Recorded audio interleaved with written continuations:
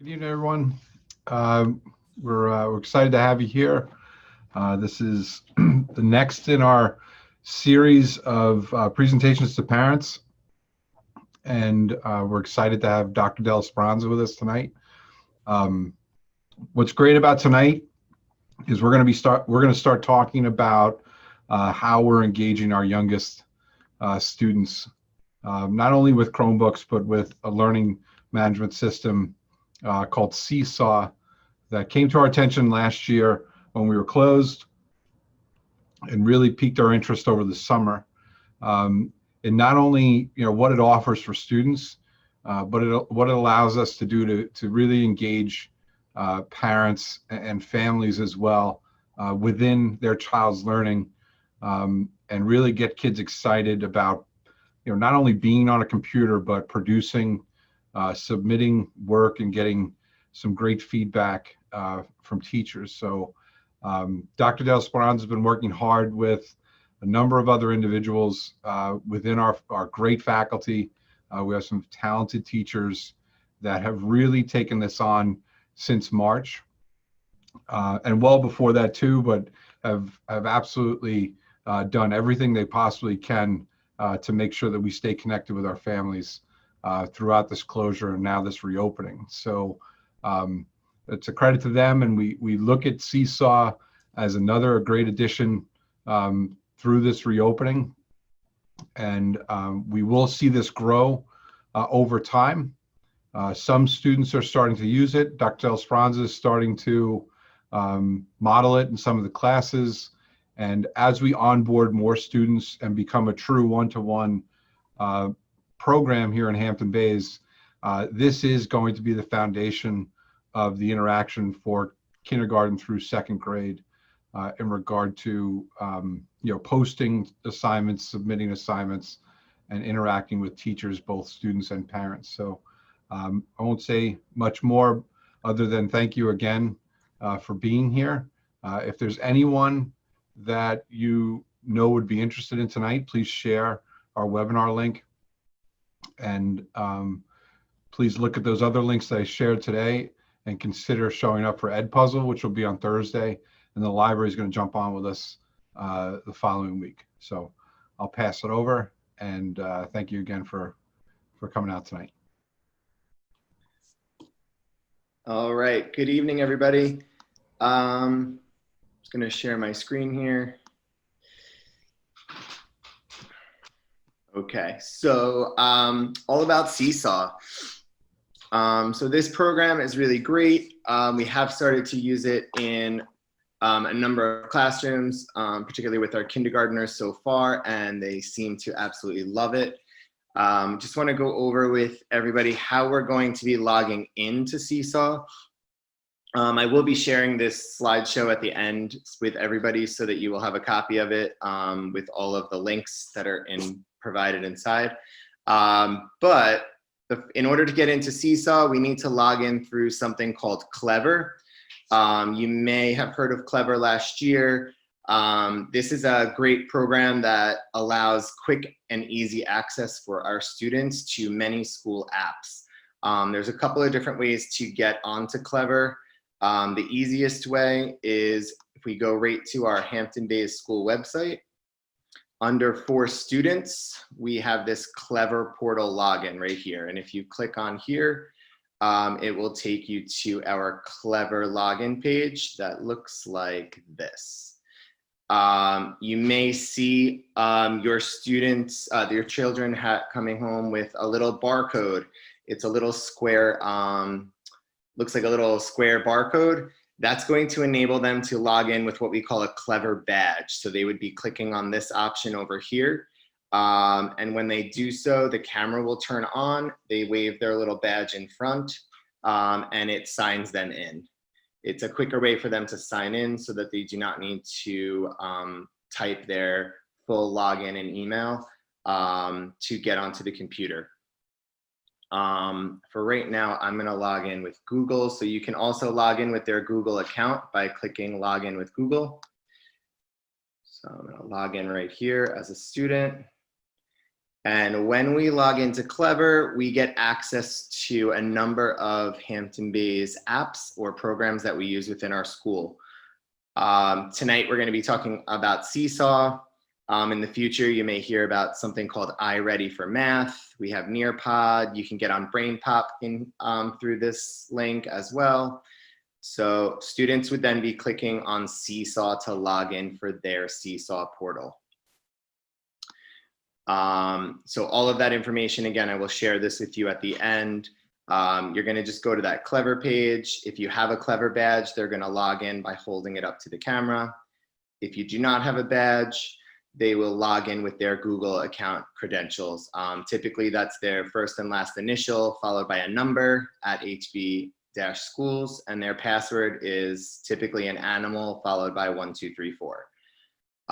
Once you log in, you just have to look for this Clever icon. I'm sorry, this Seesaw icon, sorry. So let's log into Seesaw and check out what that looks like. So I have to log in as a student. Students will go in through Clever, and once they click that icon, it actually will log them right in. This is just a demo account, so bear with. Okay, so this is our Clever portal for students. It will tell you your teacher's name over here. This is just our demo classroom. It tells them that they're a student. This first page that it always loads up is called, will be your activities page. So it has a little light bulb. There's a little 7 here because there are 7 activities that are loaded in. It will tell you how many activities your child might have. It typically will not be 7 all at once. So these are some of the activities that we have. There's also something called your student journal over here next to activities. And this will list out any activities that your child has already completed. This goes into what we are calling their journal. And this will eventually build over time, and it will hold all of their completed assignments that they have. And there may be teacher comments listed in here. You can also check back any work to see what was completed. You can go through any completed assignments to see what type of work they've been working on in class. When you go to activities, it will have all of their new assignments. So for example, we can we'll click on this one over here. So this is a math worksheet, and it says, use the pencil to answer the math problems, then click the check.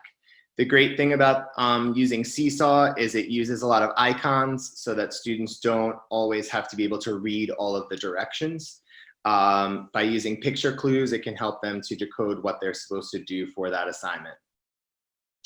To complete an assignment, students would then just click this add response button. One thing that's a little tricky for students that I've noticed in the classroom is if they just click on the assignment, it only shows you what that page looks like, but they can't actually complete it unless they click on the add response button. This green button will allow them to edit the document and put in their answers. So once you click add response, the students get this annotation page where they can write using their touchscreen, the touchscreen Chromebooks that we have. And they will be able to write on this document using their touchscreen computer, which is great. So along the bottom here, we have a bunch of tools. The first tool looks like a finger. This is so that you can move things around. So if I click on the finger, I can actually move items around if that's what that assignment entails. For the pencil, I can click on the pencil, and then over here on the side, I can choose what color I want to write in. For right now, we've been telling the students to choose their favorite color and use that. The next tool is the marker. Again, you have the same choice for colors. Then there's a highlighter. And this last tool over here, oops, hold on one second. This last tool over here is called the glow pen, which the students also like to use, followed by the last one, which is the eraser. So when students are doing their work, 5 minus 3, they would fill in. They can using their touch screen again, they would be able to fill in their answer. And they would complete the rest of their work. 3 minus 2, so we're going to cross off 2 of these guys and figure out what the answer is. They would be able to use their touch screen and put their answer in, and then complete the rest of their page. When they are done, they would then hit this green check mark over here on the top right. And that will then send their activity back to their teacher. This particular assignment has a couple of different pages. So always we're trying to teach the students to look over here on the right if there's more than one page. Typically, students in K1 will probably only have one page at a time, but if you're in 2nd grade, they may have 1 or 2 pages to look at, depending on what the teacher assigns. Over here at the top, there are some other icons that we might need to know about. If you click the X, it's going to exit you out, and it will warn you before you exit that if you do want to exit, you will delete and start over. That will erase any work that the child has already done, and they would then be starting over. So if it's something that they want a second try at, or they want to start again, they can do that, but they just have to be careful that they don't delete any work that they want to save. You can zoom in or center the page. So if somebody wants to zoom in on something, you can hit the plus button and they could zoom in to see something a little closer, or zoom out. This button over here is the undo button.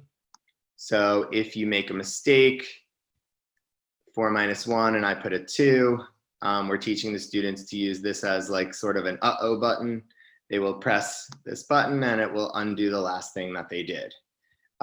They can also, if they make a mistake, they can take the eraser at the bottom and they would also be able to erase that to fix their mistakes.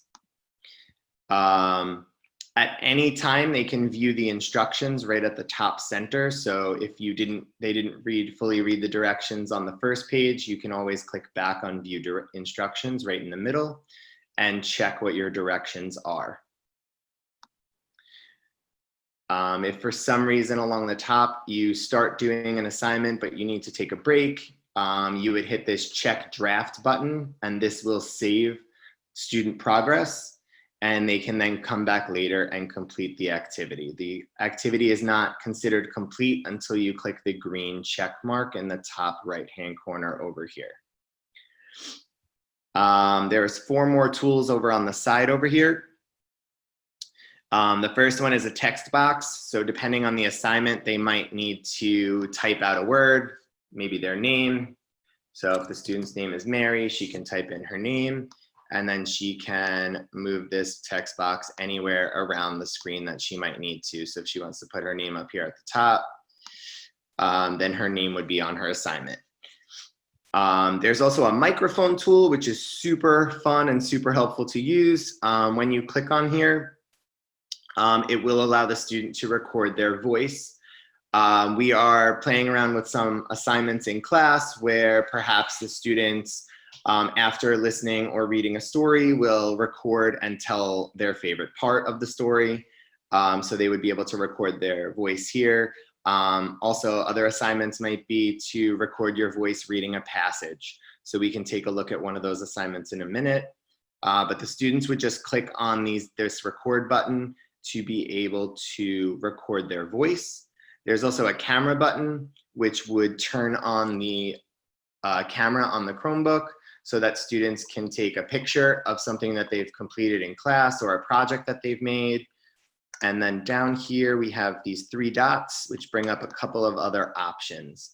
In here are shapes that they can bring out. So if you click on the shapes, they can choose a shape that they might want to drag onto the screen. They can also change their background. If they want a blue background, or if they want a different colored background, they can choose to change their background. And then the last one would be if there was a link included. So Typically, these links would be provided by the teacher if they want you to exit Seesaw and go to another link. Perhaps they want to link to a Brain Pop video or something along those lines. So that's briefly what those tools do. Again, when we complete our assignment, we're all done. We're going to hit this green check over here. So we'll hit that right now. And what that does is it sends their assignment over to their teacher. So at the top here, we get a little blue message for this assignment that says waiting for teacher approval. So the teacher will then get a message saying that this assignment is completed. And when they check it, they will send it back to the student, and they will see that the assignment has been checked by their teacher. They'll get some comments back and some feedback. So again, this is the journal. This will have all the completed assignments listed. We can then go back to activities and see if there's another activity here. So this activity is one of those reading activities. So let's go into here. One great thing is that teachers can record their voice reading the directions for the students. They'll be able to read their voice reading it, so students don't have to read it. They can just hit play. For this activity, you are going to read the story and look for any words that you do not know. So that allows students to be able to just listen to their teacher, provide them with directions. Again, also helping students to know what to do. There's always picture clues as to which tool they are going to use. So in step 2, it says use the highlighter to highlight any words that they may not know. Use the microphone to record themselves reading the story. So for this activity, they would hit add response. And if at any time they don't know what the directions said, they would click view instructions again, right at the top. They can keep checking back here. This particular assignment has 4 steps to it, so they might want to do 1 step at a time, and they can keep checking those directions. Down here, they would then choose the highlighter tool, and if they didn't know what a word was, they would be able to highlight it right on the screen for them. They would also then click this microphone to record themselves reading this little story. And then at the bottom, they would answer the questions that go with that story. When you're all set, you just have to remember to click the green check. And again, that will send it back to their teacher for review.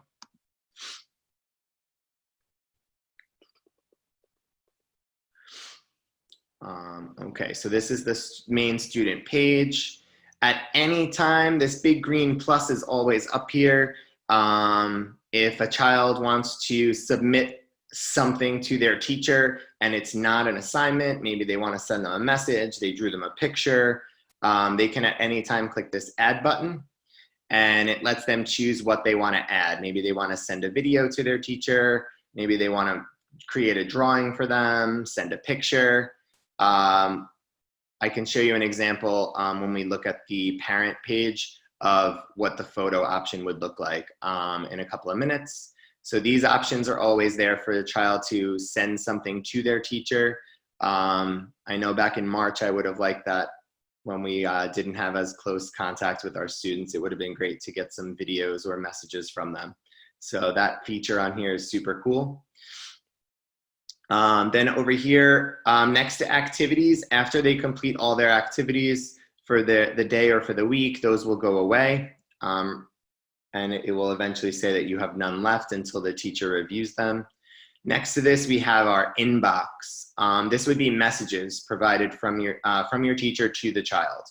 So sample messages might be if we're going to have a Google Meet or a video chat session with the time, and then they would provide the link in the message. They can also send little reminders to students if something special is happening at school, like they need to remember their sneakers for PE, or any sort of messages like that can be sent through the inbox message center, which would be any quick messages from the teacher to the student. And those are considered like class announcements. There is a blog feature, depending on your child's teacher. They may or may not be using this as an option.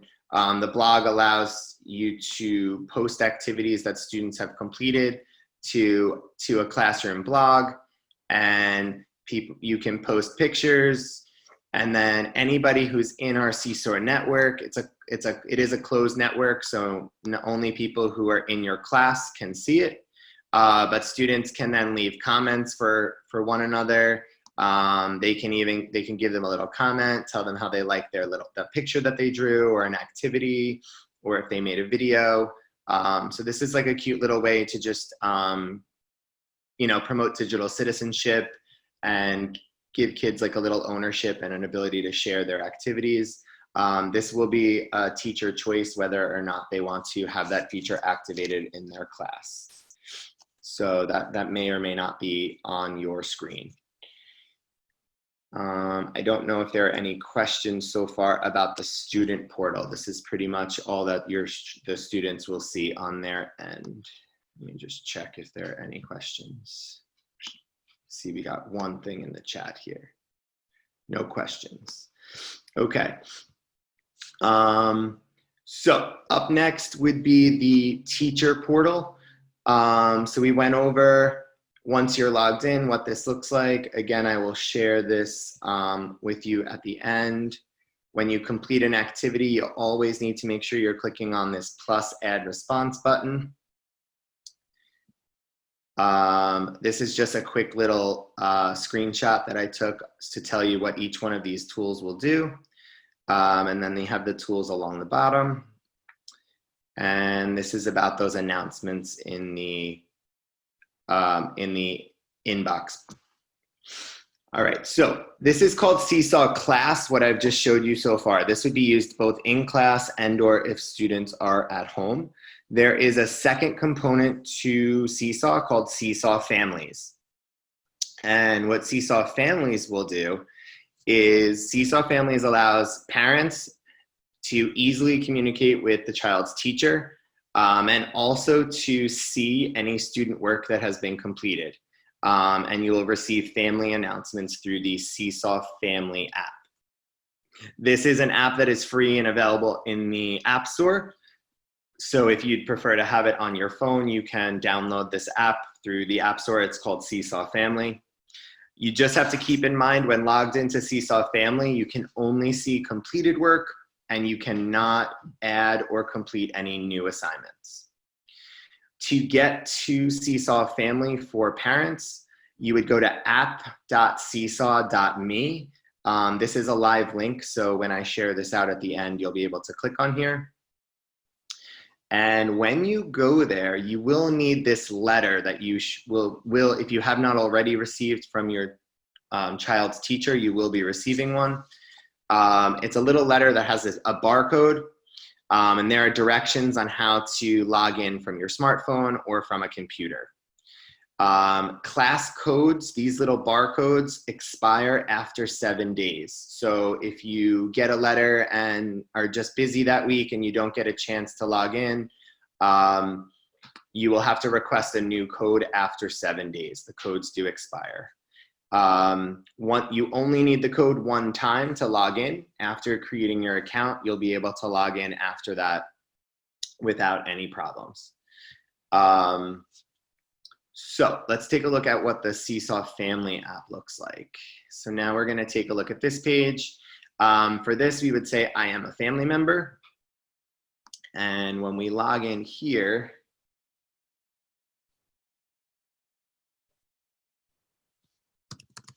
you would put in your email that you use for your setup. And you will click sign in. So this is the Seesaw Family page. So this would be for a parent page. This is what you would see. When you log in, you get a rolling look. This is Kevin's dad's account. So when he logs in, he gets to see any assignments that Kevin has completed. So this is one of those pictures that he submitted. So he completed this activity in class, and he was able to take a picture of himself and his activity and share it and send it to his Seesaw journal. So any activities that your child does in their journal, you will be able to see on the Seesaw Family account. You will also get to see any comments from the teacher, and you can also then send comments back to your child. Or you can like their activity and they'll get a little heart from you the next time that they log in that you liked what they were working on. So you will be able to see any completed assignments here. When you click on journals in the middle, this would be your child's journal. If you have multiple children in K-2, you would actually be able to add all your children into one Seesaw Family account. So if you happen to have a child in kindergarten and second, for example, you'd be able to log in once and see both of their accounts in one convenient place. So you would just add your second child by hitting Add Child, and then you would need to scan that barcode on the second teacher's letter that they sent home. So if I click on Kevin's account, I can see that this is his classroom, and I would see all of his activities here. The great thing that this also has here is the inbox. This inbox is just between parents and the teacher. Students would not see these messages, so the teacher has the ability, once you sign up, of communicating with families. So they can just send extra messages out to parents. If you have the app on your phone, you would get it through the app. You can also choose to get this via email or text message, depending on how you would like your messages to arrive, so that you can keep in contact and know what's happening in the classroom. One last awesome feature, again, this is something new that we're using this year. We are going to build with how much we are using it, and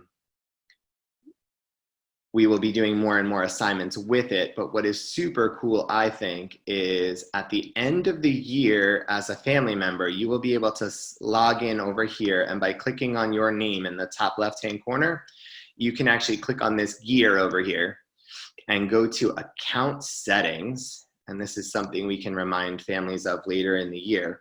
You can change your name here. You can change your color if you don't like green. Here's where you would put in your phone number if you would prefer to receive text messages from the teacher instead of emails. That's your choice. You can turn off how frequently you get email notifications. You can either say you want them once a day, you want them as they come out, or you want them never. And you can turn on or off your text messaging feature right here. But the cool thing is that this part down here, the download journals, at the end of the year, after your child completes, let's say, kindergarten, you can click on this and you can actually download the entire digital portfolio that has been built by your child throughout their year.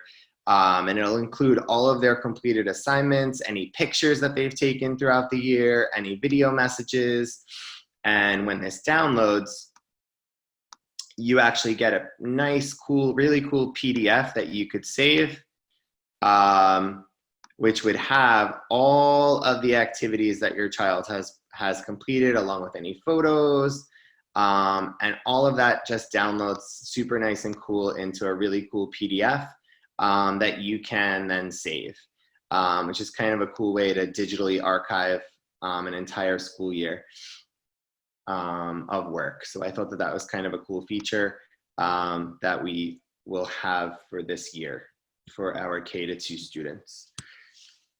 So that's pretty much it for both Seesaw Class and Seesaw Family. I don't know if anybody has any questions. I'd be happy to try and answer any questions that you might have.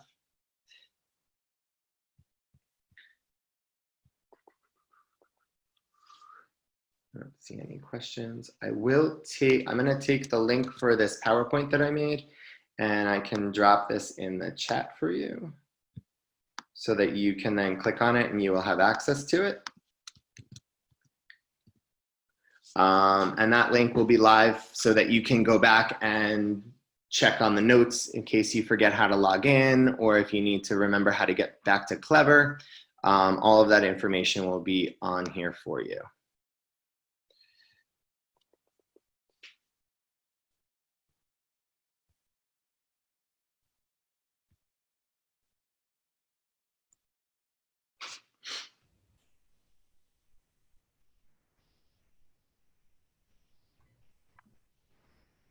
If anybody has any questions, you can put them in the Q&A, so everyone can see them. Again, we really appreciate everybody coming out, and I thank Dr. Del Speranza for his time and also his efforts in onboarding everybody with this. It's been a great effort. It's an unbelievable thing to see. As we said, if you're on for Nearpod, there's amazing things that are happening. And if you think about, I mean, I left college in '96, and if anybody would have told me that, you know, we were going to have kids at home listening into classrooms as teachers present, and where we had, you know, nearly a quarter of the students, you know, remotely learning at any one time, I would have not believed it at all. But everyone is doing their best really to keep students engaged no matter where they are. And we can't say enough how much we appreciate the community's support in all that we're doing, and all of your partnership, you know, always, but especially since the closure in March. So thank you, everybody, for coming out. And if there's anything we can do for you, please reach out. If there's any questions regarding, you know, this presentation, we'd be happy to help you out. But this is a work in progress. You will see this used more often. We wanted to give you a heads up before that time occurs. But we do believe once we're able to get everyone with the devices that they need in their hands, that this will be used more often from kindergarten through second grade. If you are available, we're going to be talking about Edpuzzle on Thursday night, 7 p.m. So we have one question here. If I have a daughter in pre-K and they're using this app, can I connect to them? I don't see why not. I don't know if pre-K is not in our network. I don't think so. All right, we'll have to see with. I can find out. If there's a way. All right, we'll have to see if Scope uses a different domain, then there might be an issue with it, but we'll have to see. I'll ask next time we're in touch with them. Edpuzzle, I would say is largely used at the middle school and high school, but I do know, I mean, John might be able to answer more. There may be some people in the elementary school that are using Edpuzzle too, right? Yes, I know. I can say I will be using Edpuzzle for STEAM activities in the future once we have everybody ready to go. It's very cool. Yeah, just in short, it's a way for a teacher to, you know, drop assessment questions within a video and have students respond throughout the video rather than waiting until the video is finished. That was our main scope of and really focus this year, was finding applications that a teacher could do formative assessment throughout an activity rather than wait for something to be completed and then asking.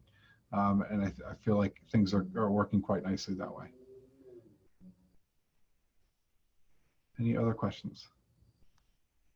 So Edpuzzle can be used by any grade level, and that it is a new application for some, but widely used at the secondary level last year.